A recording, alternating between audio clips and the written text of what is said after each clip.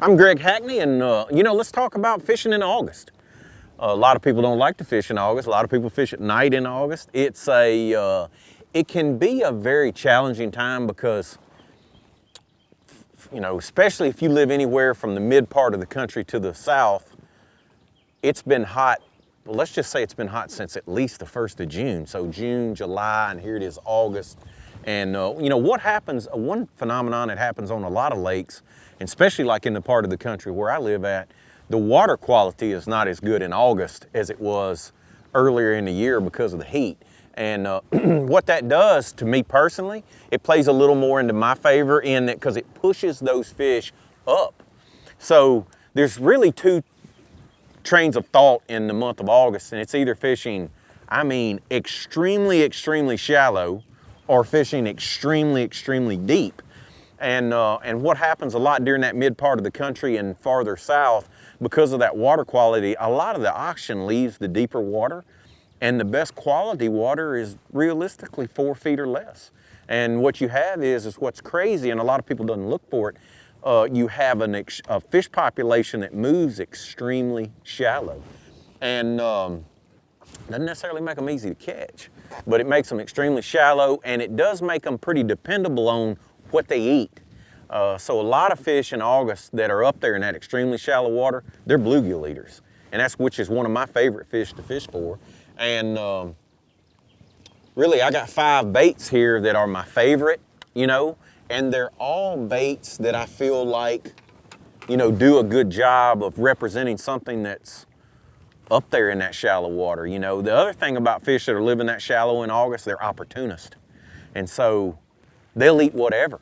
It could be bugs falling around boat docks, it could be mice, it can be frogs, it can be birds. But number 1 on that list is bluegill. And so when I'm picking my baits for that time of the year, I like something, especially when I'm fishing moving baits, I like something that I feel like resembles a bluegill. Not necessarily going to go over these in order. These are just my 5 top baits for getting bites in August, when I consider one of the toughest time of the year to fish. But it's still a time of the year to catch quality fish. There's a lot of 3 to 5 pounders up there swimming around in that super shallow water. Hunting shade is very important. They'll be around boat docks, overhangs, trees, bluff banks, undercut banks, hidey holes. Like, that's what I like to look for that time of the year. A swim jig, which is one of my favorite baits anytime I get a chance to use it, but it's really good that time of the year in August because a lot of it, there's a vegetation, by that time of the year, there's bank grass, water willow, maybe some scum, just some stuff up around, and that a swim jig does such a great impersonation of a bluegill. I can match the colors of a bluegill. I can match it with a rage crawl on the back, has a great swimming action. That rage crawl has a lot of float. This is a 3/8 ounce Hack Attack heavy cover swim jig, which comes pre-rigged with a perfect skirt. And a lot of people don't know this about a perfect skirt. It floats the jig. So I can get by with a heavier weight, a 3/8 or a half, and still fish extremely shallow, and it holds that jig up. And so I can slow it down if I need to, or I can, reel it fast. And basically, because what you're doing with a swim jig that time of the year, you're waking it.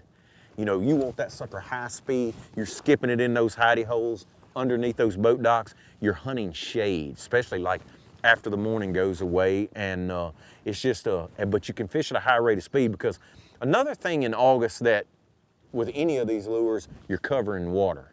You're looking for wolf packs, that happens that time of the year. You'll have 4 or 5 big bass swimming down the bank basically preying on bluegill that are up there shallow, eating insects and doing other things.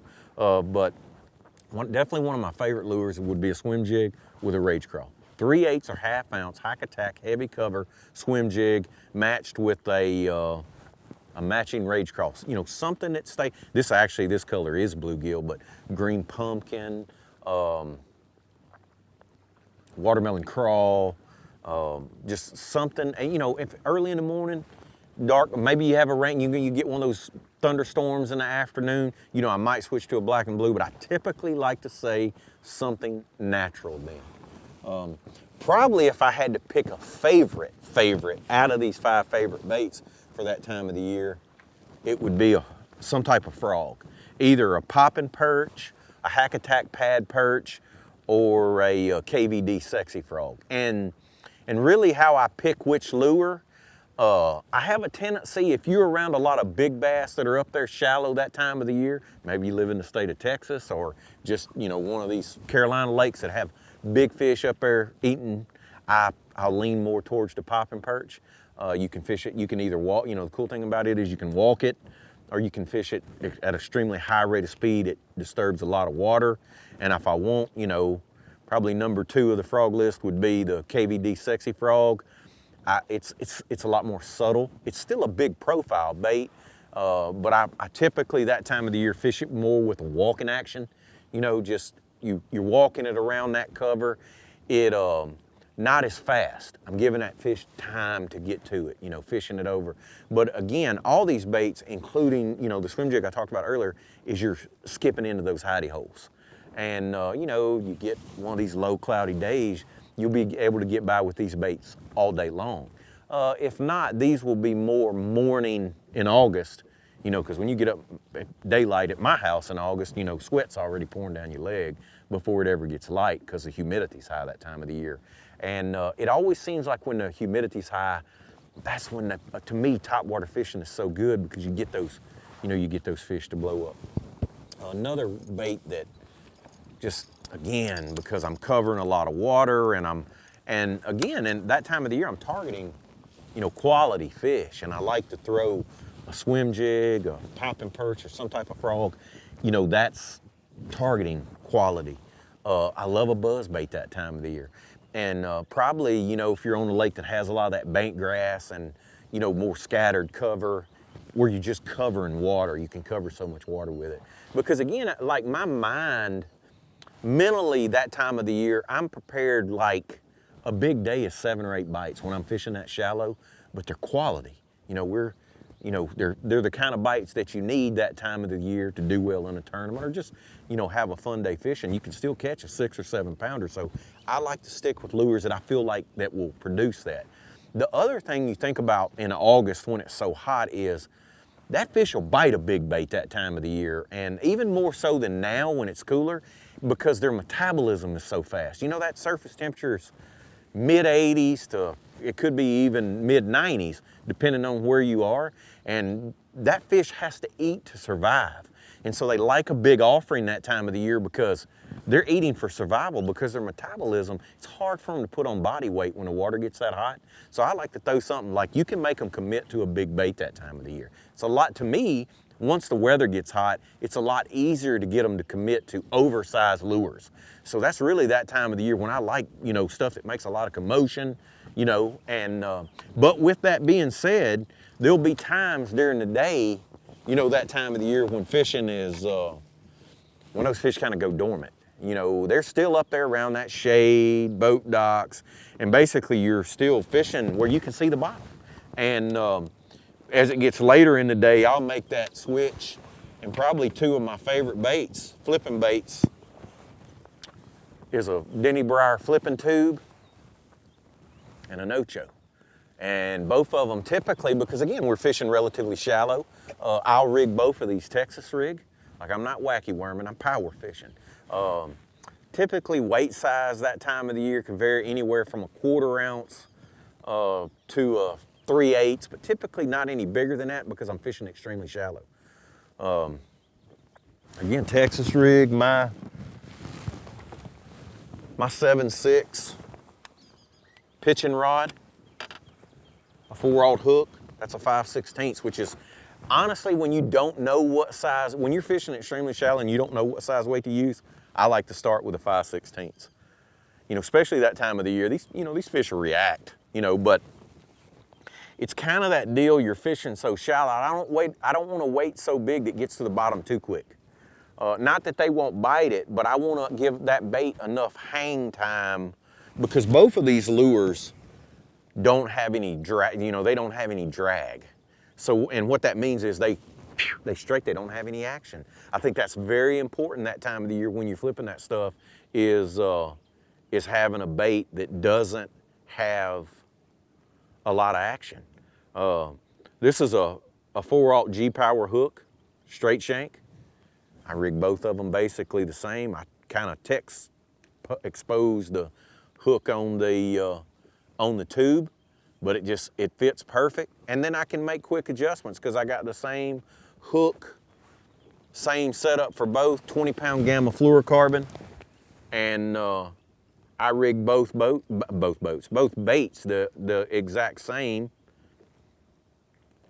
And so the cool thing about having that Ocho rigged up like that, for me, it's like having a Magnum shaky head, but I'm throwing it on 20-pound fluoro. So I'm basically finesse fishing, but the power version of it, and which suits me. I don't think, again, because these fish will get that bait on most of the time on the initial drop, I don't think that line size, impedes the action of that bait. Because basically, again, it's like a Magnum shaky head. That Ocho doesn't, it's super soft, it doesn't have a lot of action, and I just experiment with both. A lot of times, again, like between the tube and the Ocho, it's personal preference. It could be watercolor, it could be something I saw. Like, I'm always paying attention to what's up there, like which one looks natural. But again, during that period of time in August when that period during the day when I feel like, I'm not gonna catch them on the other baits, like really power fishing, but I never basically quit power fishing. I just do a more subtle version of it later in the day. And I'm still pitching to those same places. And I'll tell you another thing you can do that time of the year is be looking for those bluegill beds. It's a great time of the year just to go around and mark bluegill beds. A lot of times you'll visually see bass on them, but a lot of times you'll just see the beds. And after I've marked a bunch of them, I'll come back and pitch these baits. And again, early in the morning, I might throw the buzz bait over them, swim the jig, throw the frog, and as the day progresses, I'll go back and fish them with either the flipping tube or the Ocho. But honestly, that's what works for me. I try to keep it pretty simple in August.